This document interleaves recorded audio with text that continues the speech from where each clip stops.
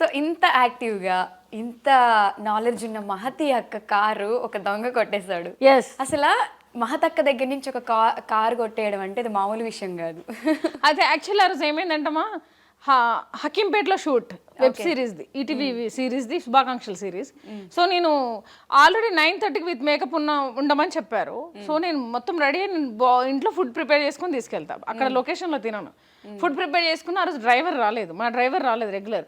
అతను ఇంకొక నెంబర్ ఇచ్చారు ఆన్లైన్లో చూసి. సో ఆన్లైన్లో మనము మెసేజ్ చేస్తే అది రికార్డ్ ఉంటుంది. ఇతను ఎవరో అదర్ పర్సన్ ఓకే. వచ్చారు. నా మొబైల్స్ 3 మొబైల్స్ కార్లోనే ఉంది. కార్ కీస్ ఇచ్చి సైడ్కి పెట్టమ్మా నేను ఇడ్లీ వస్తుందని అన్న, సైడ్కి పెట్టకుండా తీసుకొని వెళ్ళిపోయాడు. వెళ్ళిపోతున్నాడు. ఇంకా నేను పరిగెత్తా, పీటీ ఉషాలాగా పరిగెత్తా.